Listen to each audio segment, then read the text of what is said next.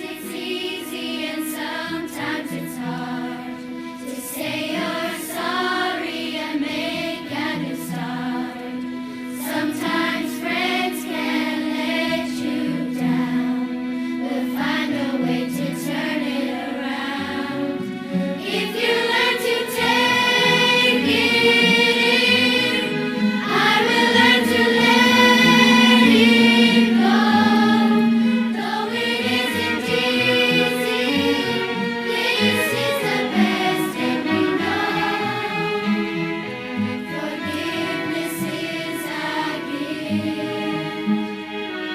Forgiveness is a gift. But I'm glad to say that I'm now asking you in the University of Limerick on this day, April 14th, to please welcome on the stage the President of the University of Limerick, Professor Don Barry, the founder of Children in Crossfire, Richard Moore, and I hope you will give a resounding Céad Míle Fáilte to His Holiness the 14th Dalai Lama.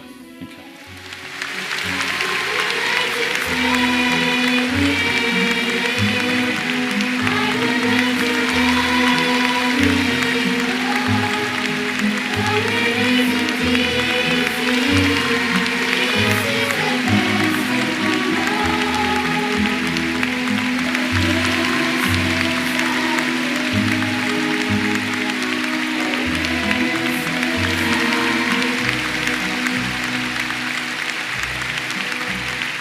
Distinguished guests, visitors, colleagues and students, I am absolutely delighted to welcome you all to the University of Limerick for this marvellous occasion. I know that many of you have travelled long distances to be here, from all over Ireland, from the UK and right across Europe. You are all most welcome. I would also like to give a warm welcome to those who are viewing online. This event is being streamed on the UL website to allow as many people as possible to join in the experience. We are honoured and privileged to have with us today His Holiness the 14th Dalai Lama. We heartily welcome you, Your Holiness, and thank you for your gracious presence here today.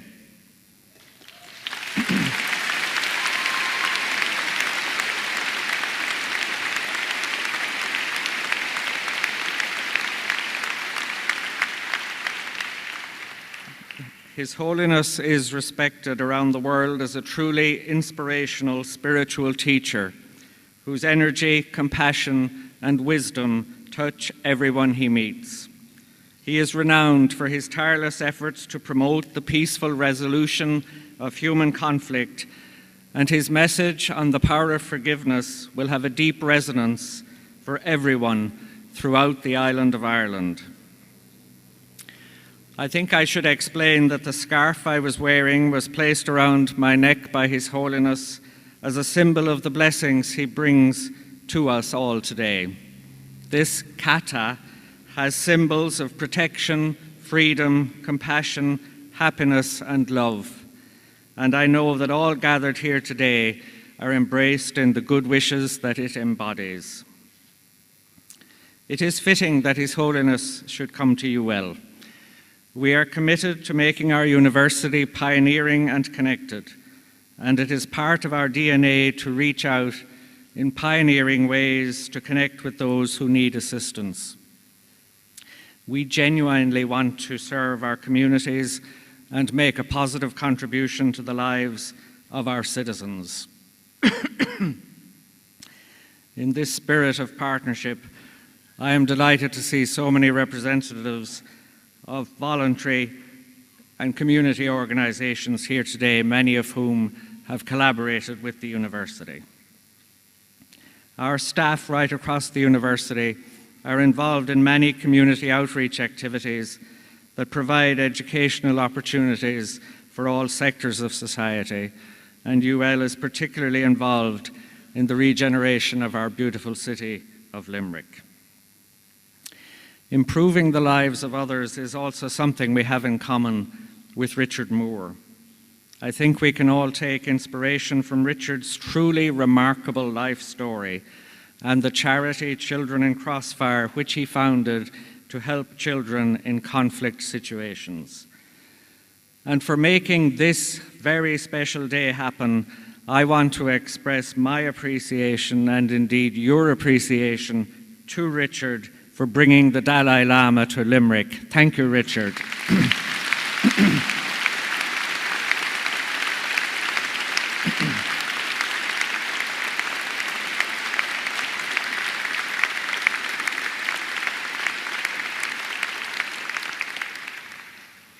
And finally, I would like to thank the many teams of staff, students, performers, and external partners who worked so hard to make today's event come to fruition in such a wonderful way.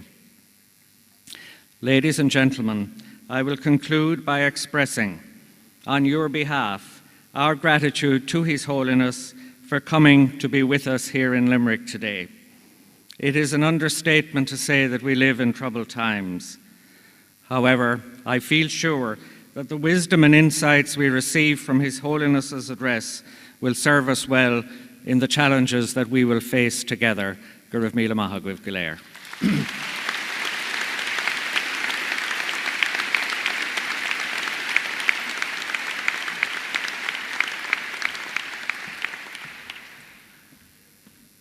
Thank you, President. And now we will hand over to Richard Moore, who will introduce His Holiness the Dalai Lama. Richard. Thank you.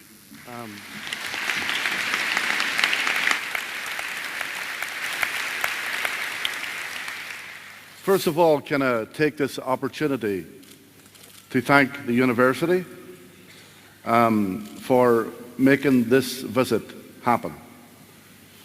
We've met since last June or July to discuss the visit, and the university has cooperated in every way to make this event as special as it can be for Limerick.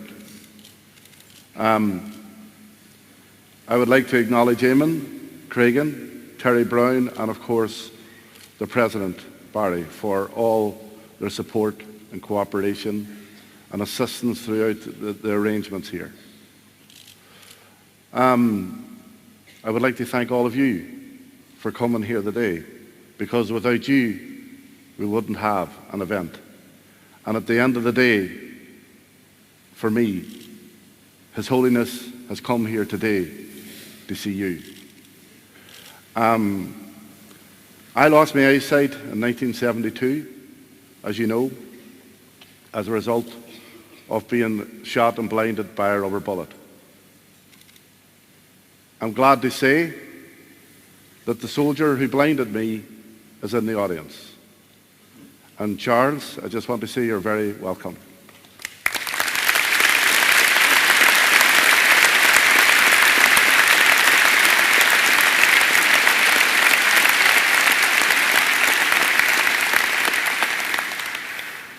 So Charles and I have built up a good friendship with His Holiness over the last while. But that person, just in front of us, yeah. Yeah.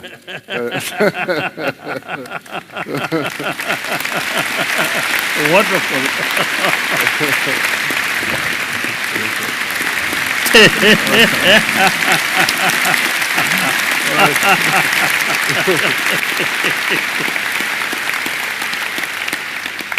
And I have to say, when I told Eamon Cregan that Charles was coming, he said, "Is he coming to polish the job off?"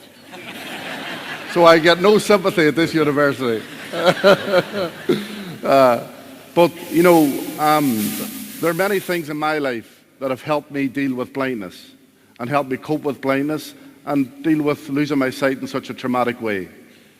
I always say that if it wasn't for the fact that I come from a good family, a good community, and despite the poverty and the difficulties that existed then, I still had choices and opportunities available to me. The fourth thing about me was the fact that I never felt any anger or any bitterness about what happened. And if you think about anger and bitterness, it wouldn't have affected anybody, only me. I first met His Holiness in 2000 when he came to Derry. And when he spoke, for me, His Holiness's message on forgiveness articulated exactly how I felt. And when we sat together afterwards, His Holiness helped me with my dinner. He poured out my drink. He handed me my knife and fork. And I was totally humbled by this world leader who had so much humility and compassion. And from then on, I've fallen in love with this man. And I openly admit that. During that time, when he was in Derry, I'm not one of those blind people that feel other blind people or feel other people to see what they look like. But His Holiness said to me, "Do you know what I look like?" And I said, "No." So he insisted that I felt what he looked like. And the only thing I could say to him was, "Your Holiness, you have a big nose." I was saying to His Holiness, or I was saying to you that there was a lot of people that emailed me and with various problems and major difficult lost loved ones through violence and other means. So, if anything, it proved that the decision to bring His Holiness to Limerick was certainly the right one. And I hope that you down there today get the same experience from listening to His Holiness that I had. Ladies and gentlemen, it gives me great pleasure to introduce to you the patron of Children in Crossfire, someone that I am humbled to describe as my friend. Ladies and gentlemen, the 14th Dalai Lama of Tibet. Thank you. Thank you. Thank you. Come here. Oh. Okay.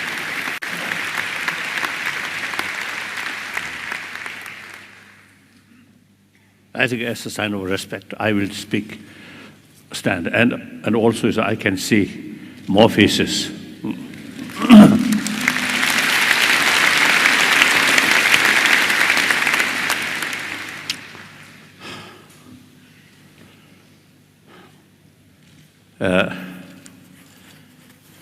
Richard Moore, usually I describe my hero. And I really admire his sort of the way of thinking. So, you, and then the leaders of the universities, and perhaps some professors. I think mayor, isn't it? You have this. So, and then basically, I usually describe brothers and sisters. We are same human being. On a fundamental level, we are same human being.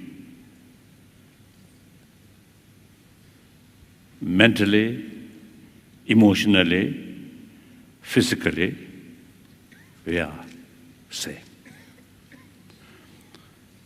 Physical level, little differences, the size of nose, as you mentioned, my nose, consider big nose. I don't think it's a big nose. I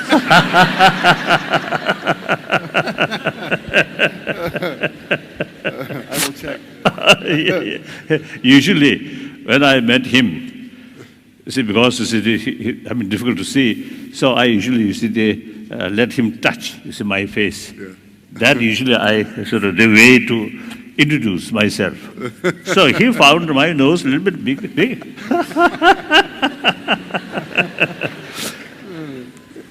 So that is very important. We must recognize each other as a human being. No differences. Then secondary level, yes, different faith, different color, different nationality. That's a secondary. I think today, I think a lot of problem which we are facing is, I think, mainly due to we too much emphasis importance of secondary level, forgetting fundamental level we are same human being. And then also today's reality, we must think about entire humanity, humanity of this world, one world.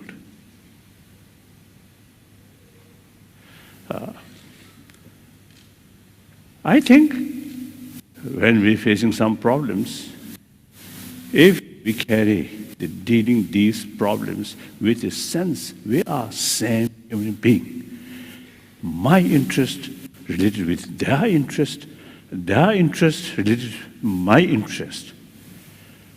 I always consider I am just one of the nearly now 7 billion human beings.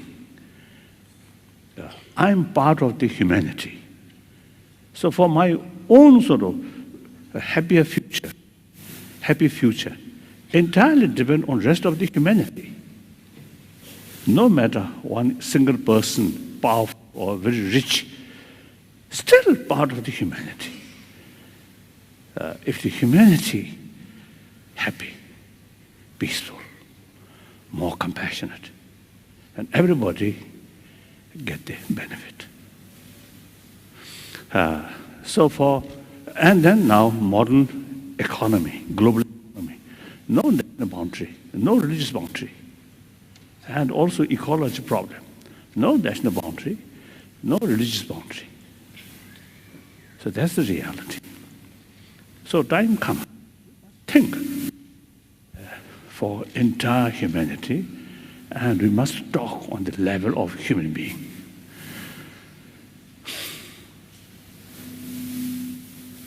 So do you see, I think, through my expression, you may, some extent, you may read, is my sort of mind, right? Yes. My mind. Now, for example, everybody have the feeling of self, I. But nobody pinpoint what that I. Nobody knows, right? Nobody knows. It's 1,000 years, different sort of tradition, different explanation about self, but still not very clear. But in any way, everyone has the feeling of self, feeling of I. And with that, feeling of pains and pleasure. And through that way, by nature, everyone wants happiness, pleasure, joyfulness, even an animal.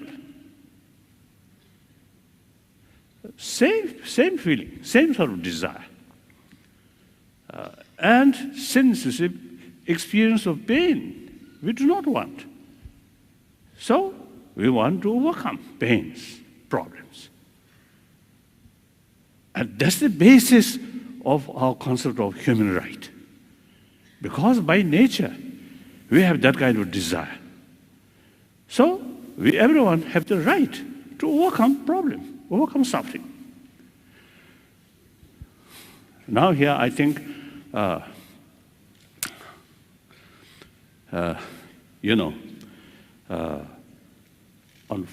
because the human level, I usually, share with people the ultimate source of peace of mind, happiness in mental level is within ourselves, not money, not power, not status. Some of my friends, maybe billionaire, very rich, but as a person, very unhappy person. The plenty of money fail to bring inner peace. And also those people who are very powerful, I think in deep inside, a lot of anxiety, a lot of stress, a lot of fear, distrust. So material value will not bring real inner joyfulness or inner peace. So the only thing is affection or warm-heartedness. That really brings inner strength, self-confidence. That reduces fear. That develops friendship, trust. Trust brings friendship.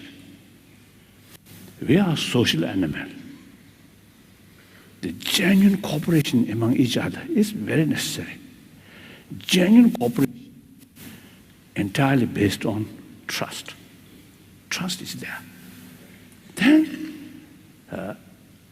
naturally bring together. So therefore, once you see within yourself, more compassionate mind, warm-heartedness, whole atmosphere become more positive, more friendly. Through that way, you see, when you look at the front, yes, you feel, oh, my friend. Look this side, oh, friend. This side also. If you keep here fear, distrust, and you yourself make little distance from other, then that person look here, oh, little suspicion, distrust, more cautious. Look here, again cautious. Look here, again cautious. As a result, deep inside, lonely feeling. Then the problem, blood pressure, too much stress, all these come. One occasion, I think in New York, Columbia University or something, there's one sort of conference with medical scientists. Yesterday, also I mentioned, at that conference, one medical scientist in his sort of was a presentation, he mentioned those people who express often I, my, mine, like that.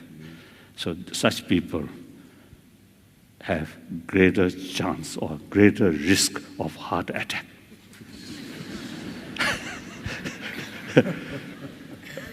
He didn't explain why, but I felt it is quite true, as I mentioned earlier.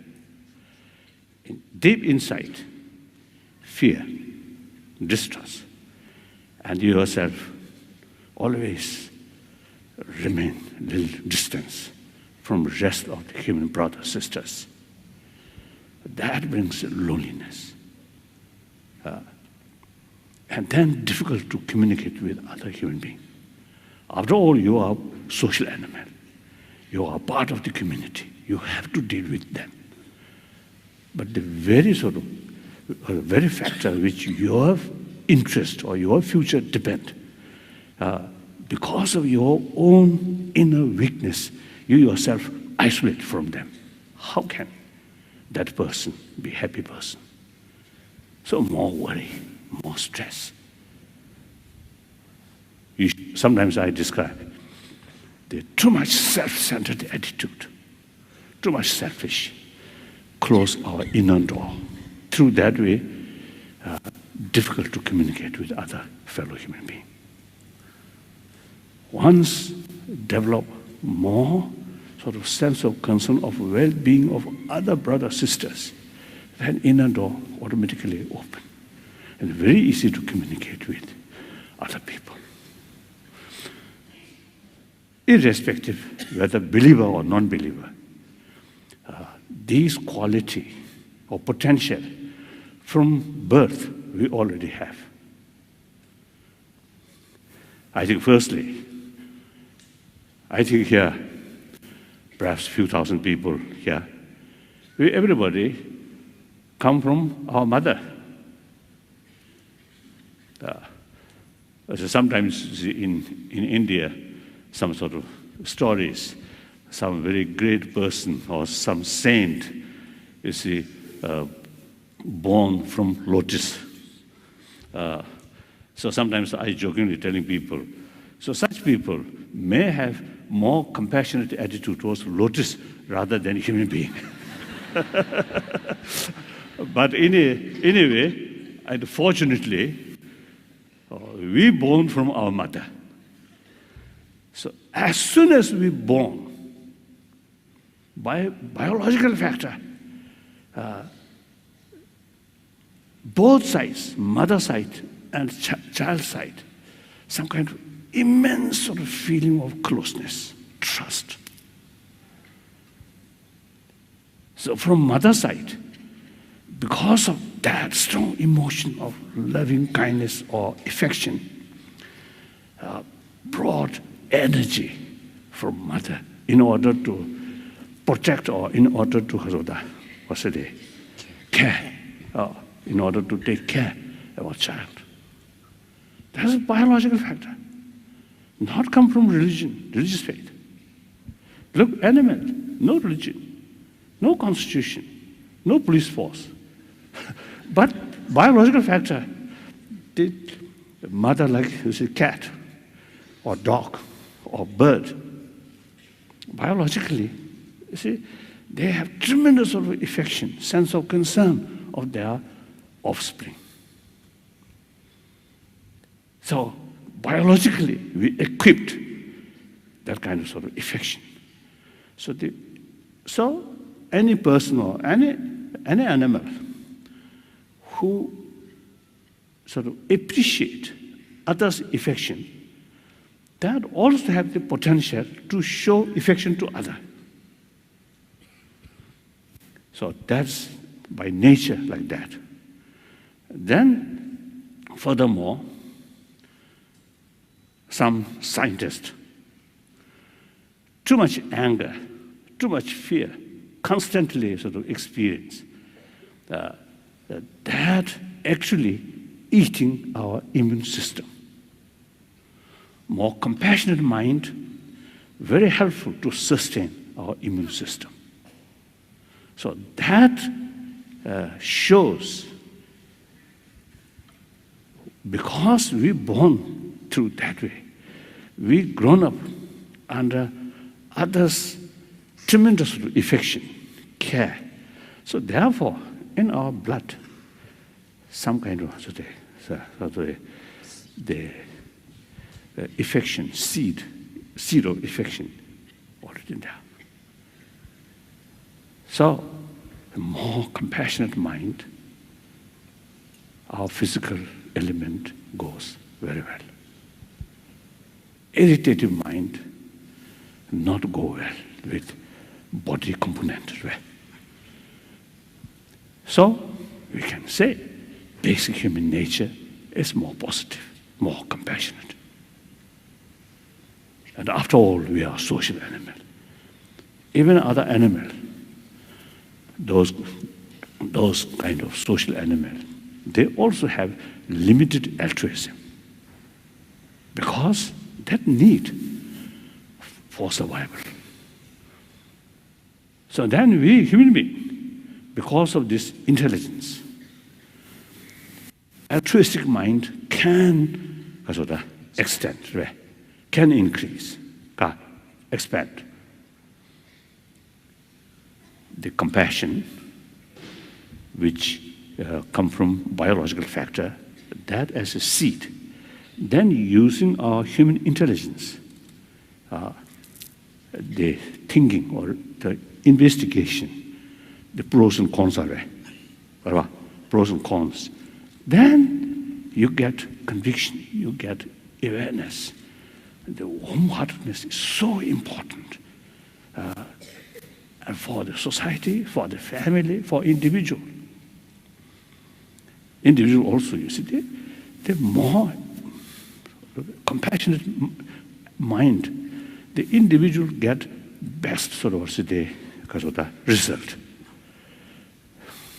Sometimes I jokingly, half joke, half truth. When I passing through some street, my usual sort of way, I always smile. So sometimes you see the people who a little bit reserved people, and especially you see some young girls, when I smile, I think they get some suspicion.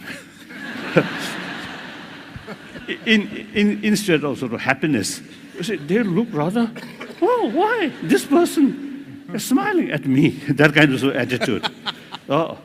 So that means, so smile, showing other, asking him, brother, sister, I feel happy. But that, my sort of compassionate attitude, not necessarily brings some happiness to other.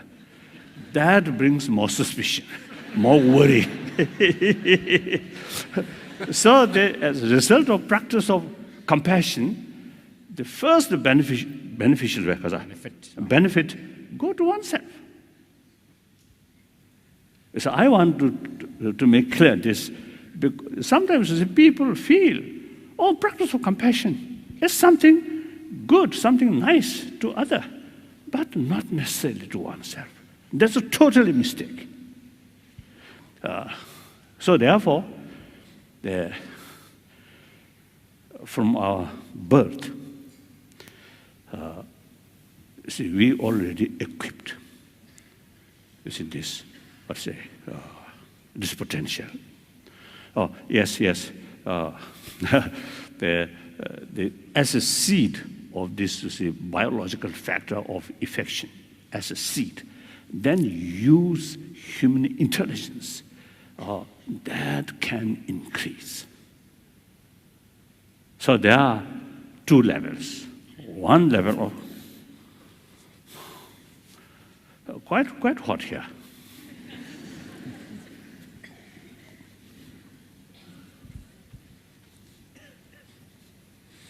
Too thick, isn't it?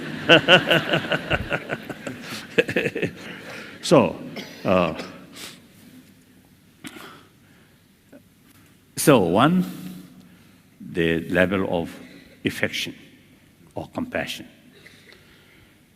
mainly biological factor. That's very limited and also oriented about others' attitude. That kind of sort of affection goes only your friend or those people who show you positive.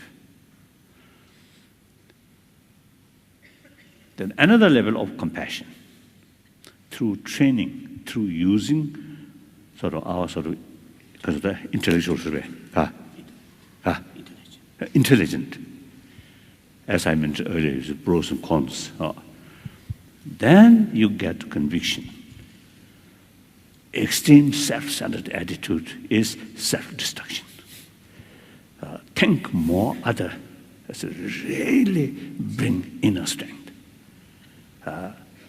So through these conviction, then deliberately extend our sense of concern, of well-being, not only towards your friend, but also is the neutral people. Then finally, even your enemy or your troublemaker. Once your sort of genuine sense of concern, of well-being, reach your enemy, then that compassion is genuine, trained compassion. Unbiased, limitless, infinite. That we can do because of this marvelous intelligence. One example, one Tibetan monk. I know him very well. After 59, he spent about 18, 19 years in Chinese Gulag. So in early 80, he found opportunity to come to India and join his previous monastery. I know him very well. So I just used to talk about his sort of experience during those 18, 19 years. And he told me, during that period, few occasions he faced some danger. I thought danger on his life, maybe. And I asked him, what kind of danger? He told me, danger of forgetting compassion or losing compassion towards the perpetrators. Perpetrators. Also those Chinese who got or something like that. So as a result, such person really, you see, practice infinite compassionate sort of value of compassion. Result, that person mentally very peaceful, very calm. And one occasion, after meeting with scientists, I think last now 30 years, almost annually, we have series of discussion with modern scientists, mainly come from America, and at least 3 universities, Wisconsin University and Emory University, and then Stanford University. Now already, last few years, they carry some program, some research work about the value of compassion, these things, and how much relation with our body and our brain. So, one occasion, we simply, you see, I mentioned this in this sort of the experience, that monk. Then they want to test some of these people. And afterward, you see, they found those people who passing through very sort of difficult sort of period, very difficult life, but their mental state unusually very sort of peaceful. Usually people who passing through such sort of experience, the traumatic sort of experience, then afterward some kind of traumatic experience sometimes happen.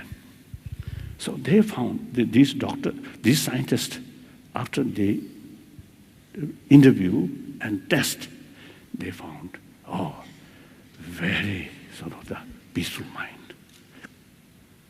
So result, now this particular person, now his age, now 93, 94, still okay, physical okay. So the mental sort of attitude, very important for our health.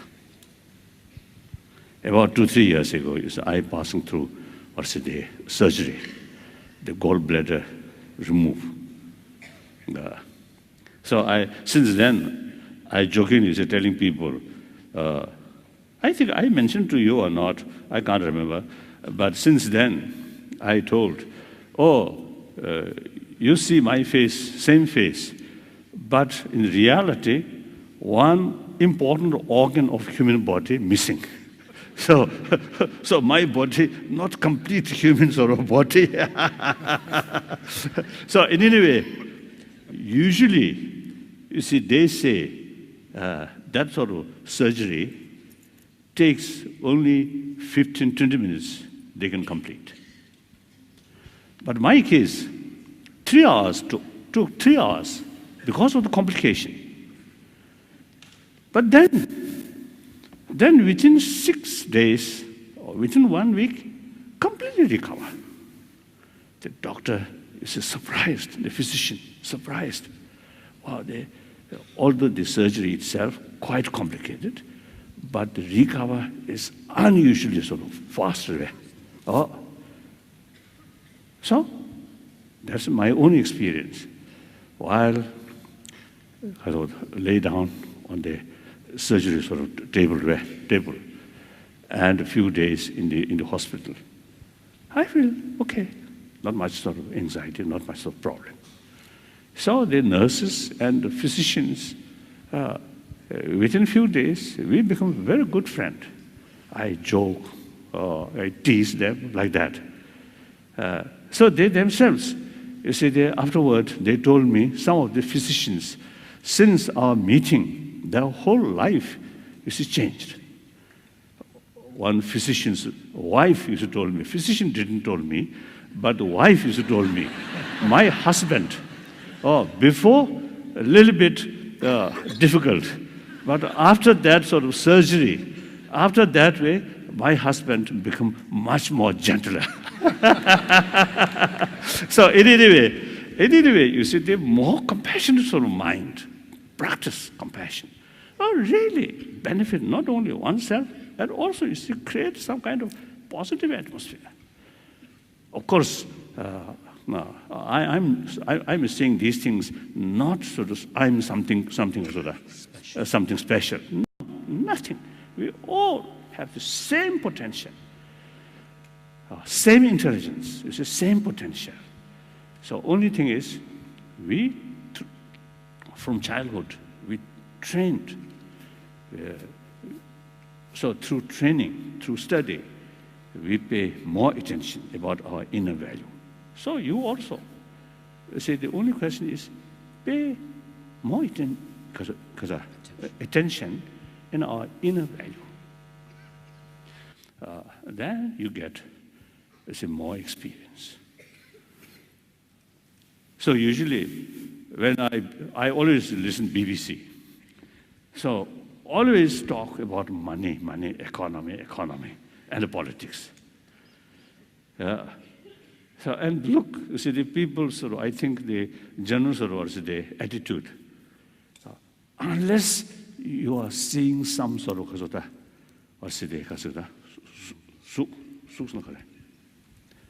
unless it's something you can see or listen some music, without these things, seems to see some people really feel boring.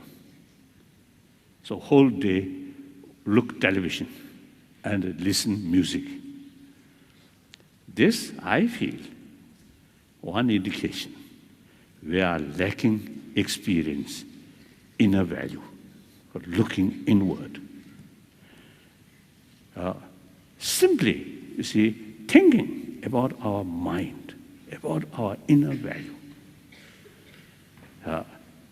Then through that way, gain more self-confidence, inner sort of peace. Then these, without seeing, without hearing, simply think, you get immense sort of peace, immense benefit. Through that way, traditionally, people who remain solitude, hermit life, years, because they have the technique, they already know how to bring inner peace through looking inward. Actually, see, there are sort of two categories of happiness and pains. One heavily depends on sensorial consciousness, sensorial experience. Seeing some nice thing, hearing some nice thing, and that brings some inner satisfaction. That kind of satisfaction entirely depends on external means, external things. Now, another level of pains and satisfaction does not depend on sensorial experience. Now, for example,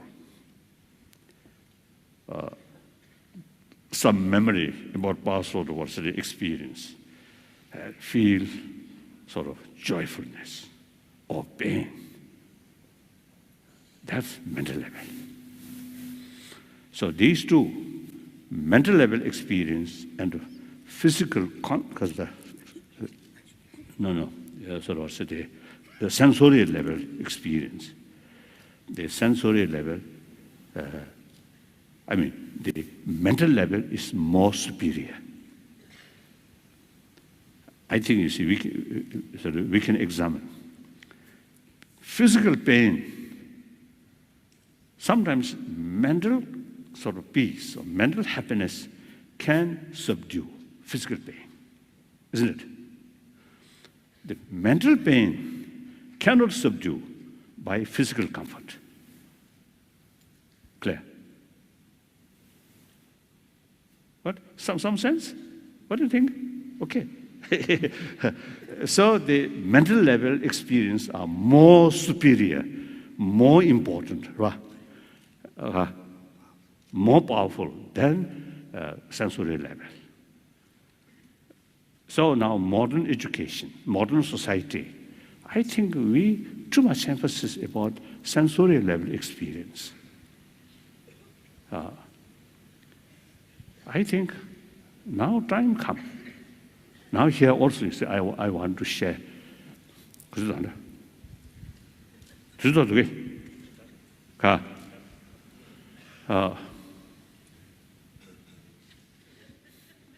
don't know. And anyway, I want to share with you. That is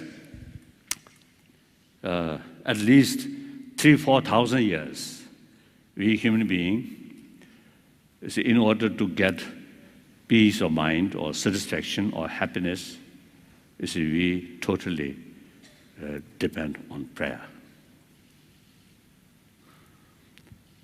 Then last over 2 centuries, science and technology develop.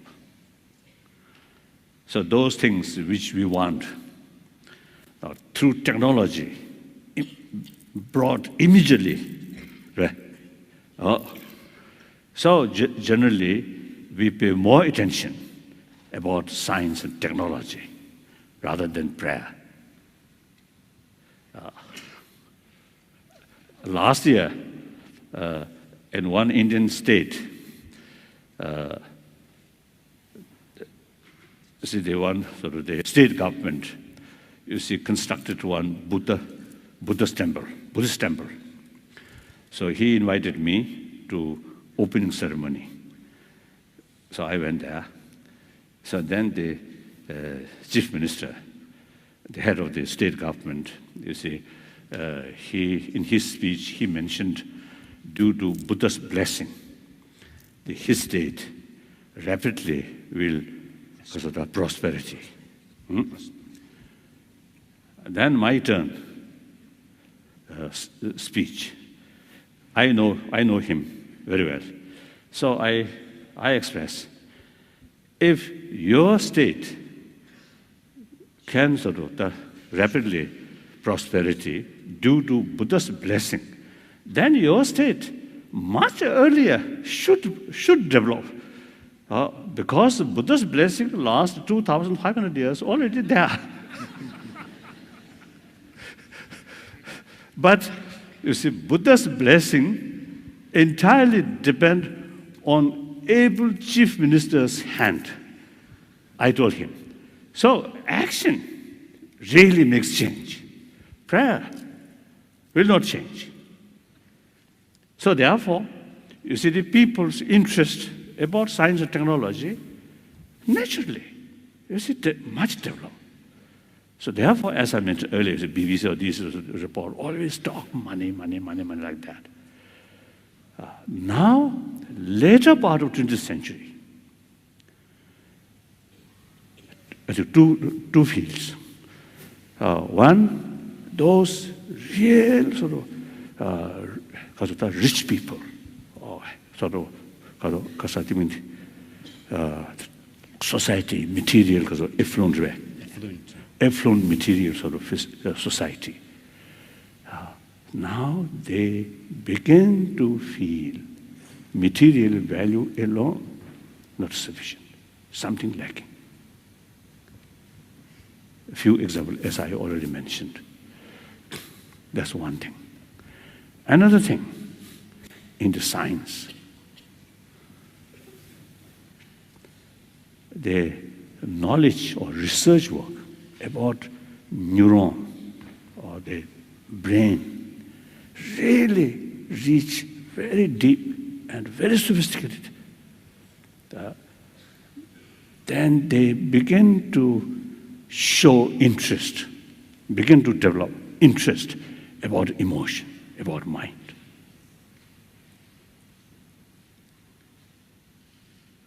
So, we human beings, not only this body, but there is emotion. So, material value provides comfort for physical level, not emotional level.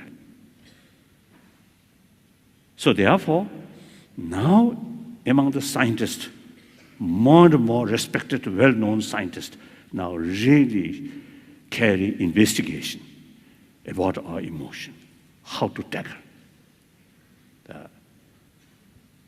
So later part of 20th century,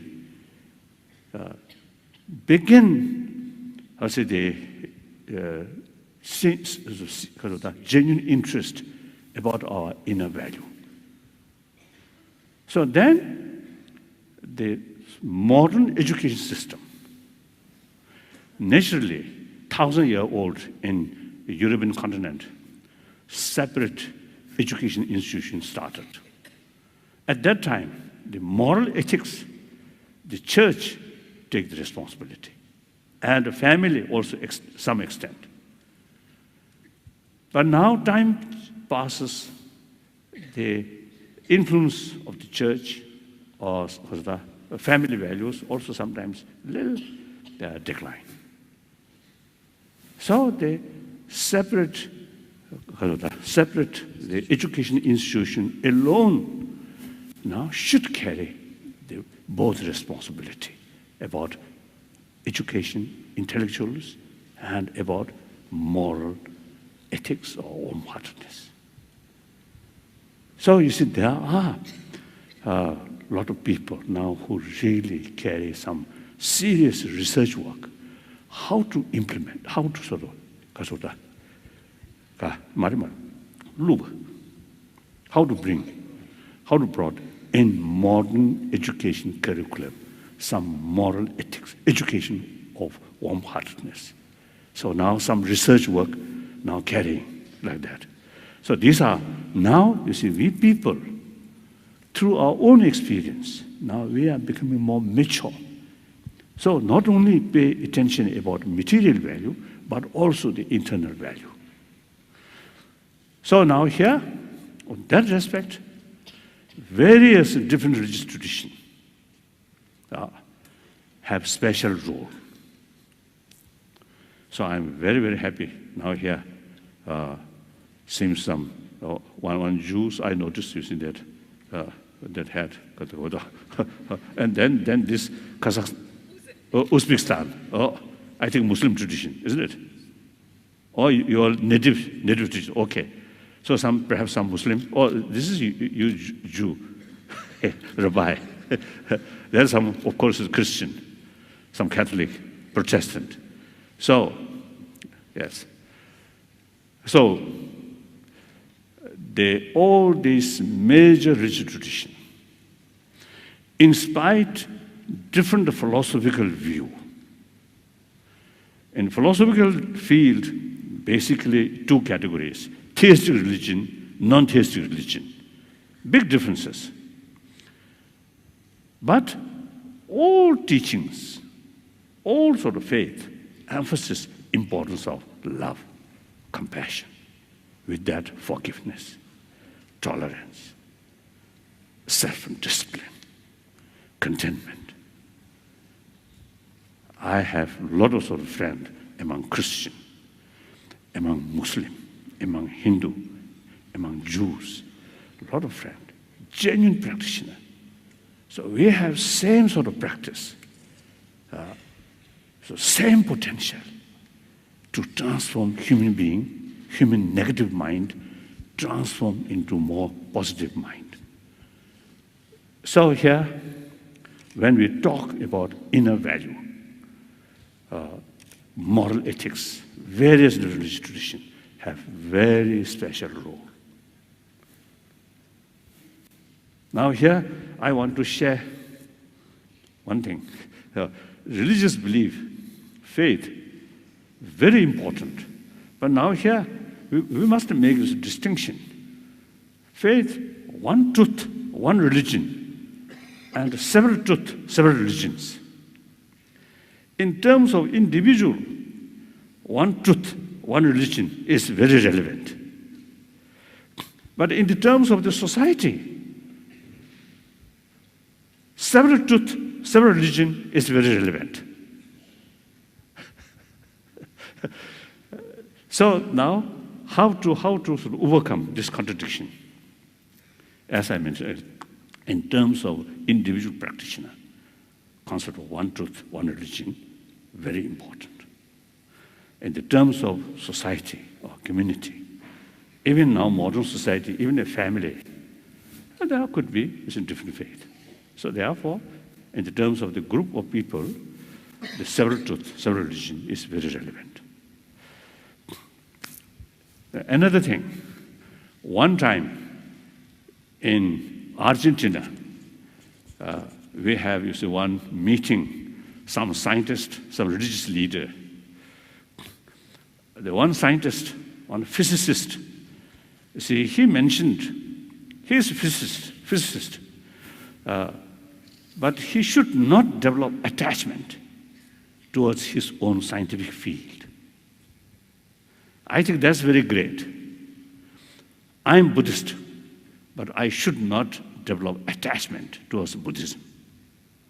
Because once I develop attachment, that's one kind of emotion that, if you too much attachment towards your own faith, then your mind becomes biased.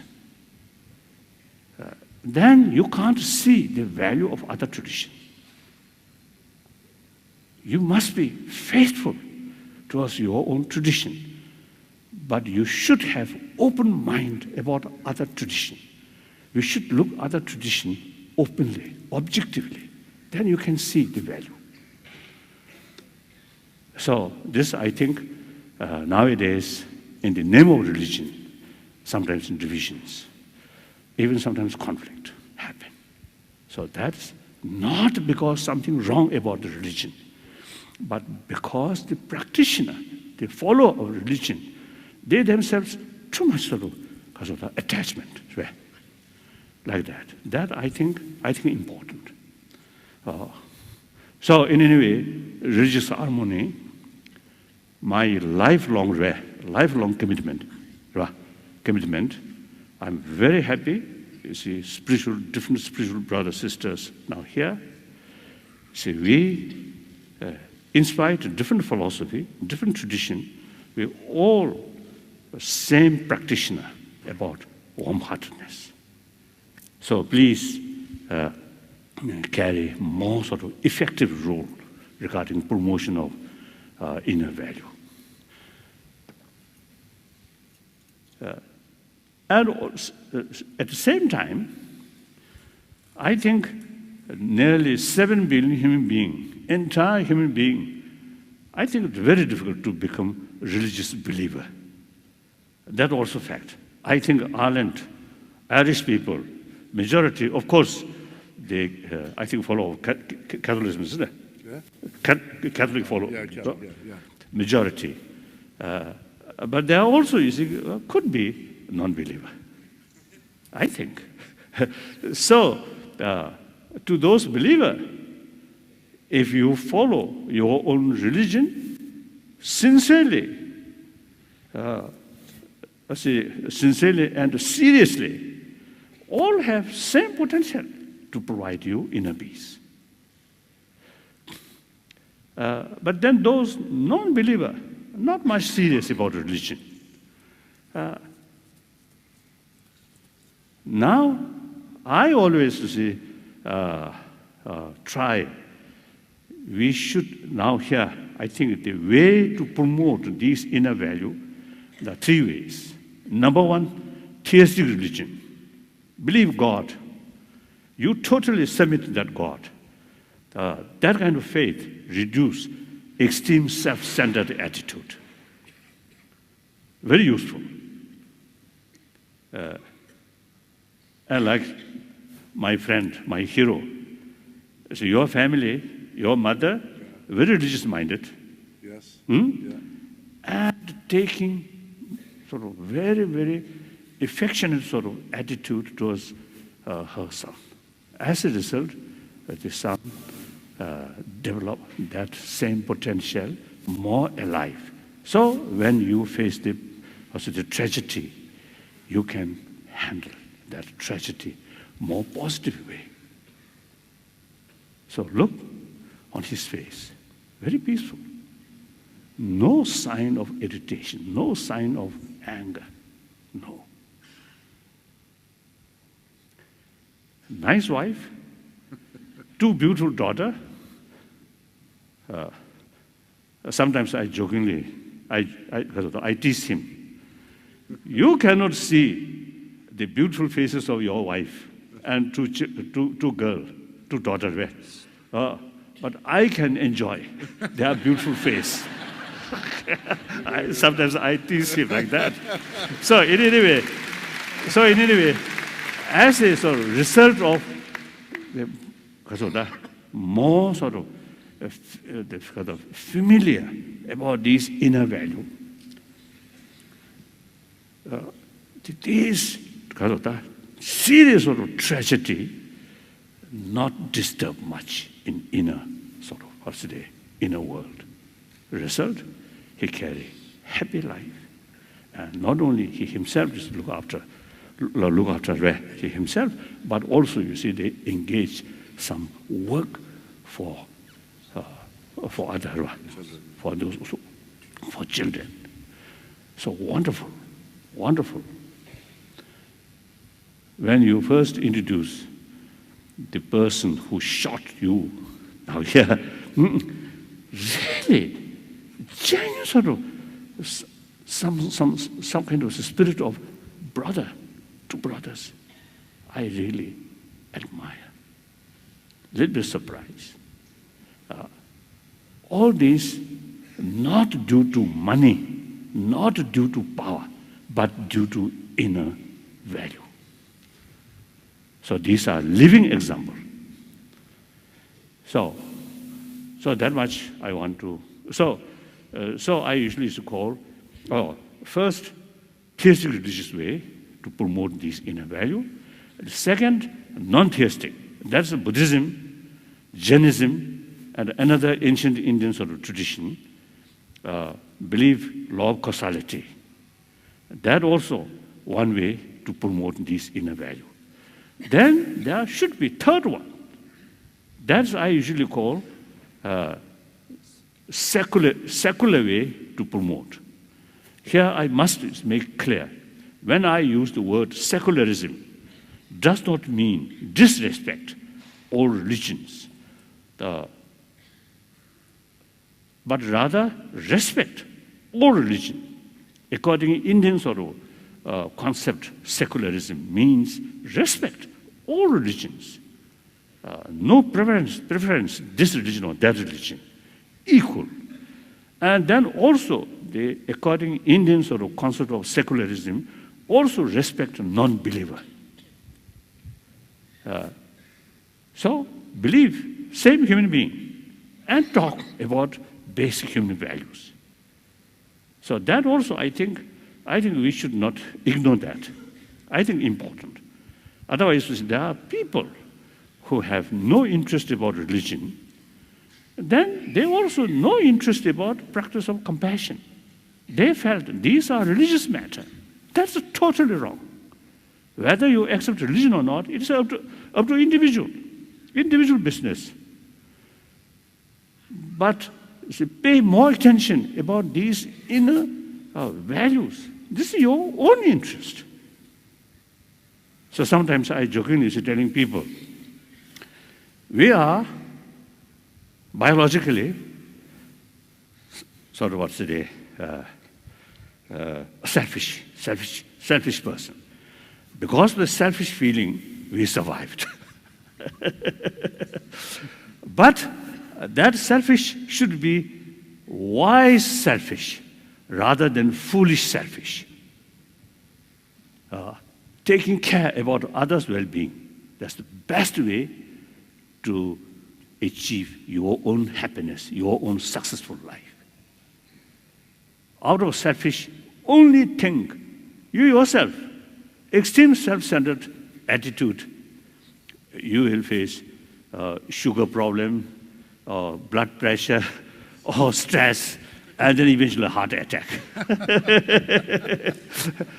So finally, my two commitment, lifelong two commitment.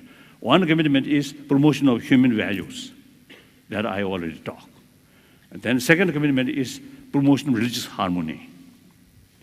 That also now here, I really appreciate you come here. Thank you very much. So those points which I mentioned, if you feel some interest, then think more.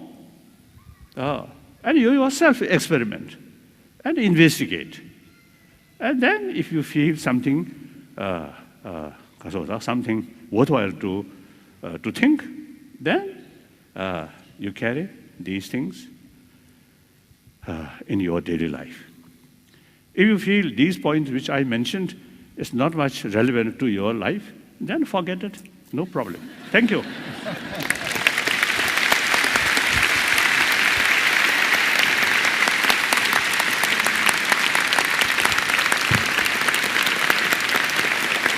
Thank you, thank you, thank you.